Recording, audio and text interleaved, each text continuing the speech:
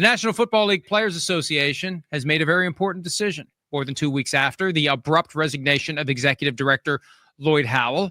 An interim executive director has been hired. There were a lot of names that were making the rounds. There were different directions in which the union could have gone. At the end of the day, what they did, they went back and hired the guy who finished second out of two in the competition that resulted in the hiring of Lloyd Howell. David White, the former SAG-AFTRA executive director, who, along with Howell, were the only candidates presented to the Board of Player Representatives in June of 2023. They didn't know going into the meeting who the candidates were. The rank and file had no idea who either candidate was until it was all said and done. Howell won. White lost. Now White replaces Howell. And I'm conflicted on this. And I've heard there's already pushback within the union that there's a belief that they shouldn't have gone back to a selection process, that based upon everything we now know about Howell, things that emerged and didn't emerge during the vetting process. Welcome to the channel. Mike signed another one, Life of a Trendsetter. Thank y'all for tuning in. So what this guy is talking about is, I just did a video a couple weeks ago on Fred VanVleet being hired as the NBPA, so the National Basketball Association's Players Association. That was a good hire. That was a great hire, and I talked, in depth about why that was a great hire, because Fred VanVleet is a stand-up guy all the way around the board. That's going to put the NBA in a great position based off of the way that they've been able to go to the drawing board, him and Clutch, and negotiate his contracts time after time. And then he's been able to go out there, perform, become an NBA champion. You never heard any dirt on his name. It just kind of, it's primed for a guy like that to come in and help move things forward on behalf of the players. We have a totally different situation here with the NFL Players Association. So what happened is Lloyd Howell was actually the NFL Players Association's executive director, and he got a bunch of controversy started. Most of it started with the Cleveland Browns signing of Deshaun Watson. We know he got that big deal for $234 million, fully guaranteed. Well, the rumor was that there was collusion between the owners and the NFL Players Association. So the NFL Players Association is supposed to be, working on behalf of the players. And so anytime we go to the drawing board for collective bargaining agreement, and we are, trying to make sure that things are fair, that, players are being not only paid what they should be paid, but players have the benefits that they should have.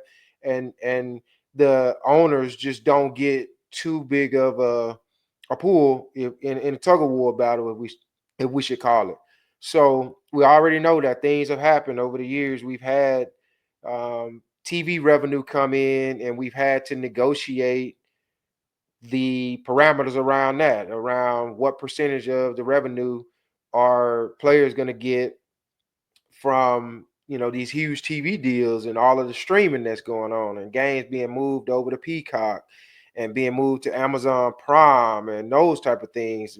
You've also had this situation where we started out with 1 or 2 international games, and now I think this year there's going to be 4 or 5, where eventually they've been talking behind the scenes about potentially having an international game every week. So just think about that, what that does to players' bodies, what that does to players' families. They already are on the road 8 to 9 weeks out of the season, with it being a 17-game season. In addition to preseason, in addition to any other travel that they might have to do for the playoffs, for Super Bowl potentially.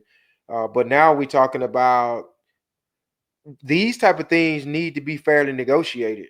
And the problem was that Lloyd Howell was under fire because, I'll be honest, we just had the NFL Players Association meeting in Indianapolis at the Combine. You had, out of 1,000 agents, you probably had every bit of 800 agents that were there in Indy, and Lloyd Howell stood up. We were already receiving news about a lot of people that took the buyout. There was a lawsuit about Fanatics, Leaf, Panini, and them kind of fighting over who was going to be the exclusive trading card provider that owned sort of like the group license and naming rights. And so something happened where they sued the NFL Players Association for a lot of money. The NFL Players Association offered buyouts to a large number of the staff. And you know, we talking about senior leadership. Well, when we had the NFL Players Association annual meeting in Indianapolis, we learned that Mark Levin, Athelia Doggett, and several others were actually going to be moving on. And you know, Mark got up and made this announcement himself, and basically just said, "Hey, you know, I've been around the PA for a long time. I hate to leave, but it was essentially too lucrative of a buyout. I want to move on and start doing some other things." Mark is now still hanging around the industry and actually starting up some consulting work for agents. Lloyd Howell stands up and he starts to address the group and really, you know, lead the rest of the meeting. I just didn't get a real good feel for the guy at the time. You know, like I said, I don't personally know him very well, and I'm going into 3 years as an agent. So this isn't a guy that I've been hanging around, that I've had major dealings with outside of, you know, hearing him whenever we have required Zoom meetings, whenever there was the prep for the exam for the NFL Players Association and those type of things. But essentially, you know, he stirred up a lot of controversy because this collusion thing was already brewing since 2022 or 2023. And they never really got an answer, but you know, everybody kind of felt like maybe he wasn't looking out on behalf of the players in their best interest. And then you also had some players that had his back, that felt like, okay, well, nah, you know, Lloyd got our back. Lloyd's doing his thing. He's trying to move the needle. We trust him. Well, 2 weeks ago, Lloyd resigned from the position because allegations came out that allegedly he was taking his company, his NFLPA credit card, going out on company business and spending money at the strip club.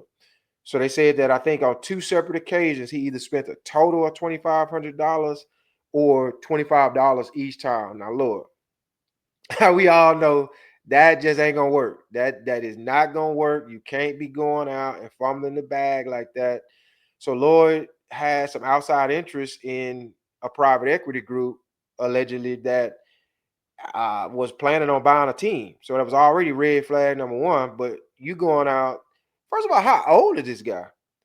I mean, you know, you going out and not only hanging out in the strip clubs, but you spending the NFL Players Association's dime. I feel offended because I'm paying $1,500 a year in annual fees, and part of that money is going to you to go ball out in a strip club while they paying you either a $2 million or $3 million salary. I think $3 million. Like, how do you fumble a bag like that? It's crazy. It's crazy. So, David White is the guy that they brought in to replace him, but you know the problem is that this is only supposed to be a temporary solution. And what I mean by that is that, you know, you had a guy by the name of JC Treader. So JC was the a guard for the Green Bay Packers and Cleveland Browns before he retired. You know, he had some work in with the NFLPA, but when Lloyd resigned, they looked to JC Treader to fill the position, fill the interim position, and JC Treader said, "Hell no, nah, I'm already receiving a lot of backlash, me, my family, because of, you know, some involvement that they thought that maybe he had with either the collusion case or something else that they, you know, I don't know, I don't really. This is my first time really hearing his name outside of maybe, you know, on game day prior to this, but." He said he turned the position down. So they've been looking for a few weeks on like who they're gonna put the band, who they're going to replace it. And what they did was just put a Band-Aid on it. David White does have some experience with the Screen Actors Guild, the SAG, after. So if y'all remember, a few years ago, during COVID, you had the whole writer's strike and everything that was going on in Hollywood, where you just wasn't getting a lot of movies. There were a lot of people, even my partner Sam shot it. Yeah, that affected him. That affected a lot of folks out there in Hollywood, in the movie industry, the TV industry. So he was an executive director and a chief negotiator for that. So they felt like that gave, them some direct experience leading the major entertainment union. Jalen Reeves-Maben was the one that actually made the announcement. I got the email on Sunday night. He said David has spent much of his career fighting for collectively bargain rights in the labor movement and is committed to putting players first in all the union does. We are confident that he will inspire solidarity and provide the necessary stability during this period of transition. So in addition to his work with the Screen Actors Guild, he's also worked as a board chair of the Federal Reserve Bank of San Francisco, and he currently serves as a strategic advisor to a venture capital firm. The union hasn't clarified whether White will step away from his venture capital role or juggle both responsibilities. So remember, Lloyd had the same type of thing going on with private equity deal and venture capitalism. So who knows how that's going to shake out. I'm going to start this back up, and he's going to talk a little bit more about why this may or may not have been a good decision for them to hire White and what he feels. Doing what's right for the organization. That's my concern. What's right for the players, what's right for the organization, and what's right for the sport.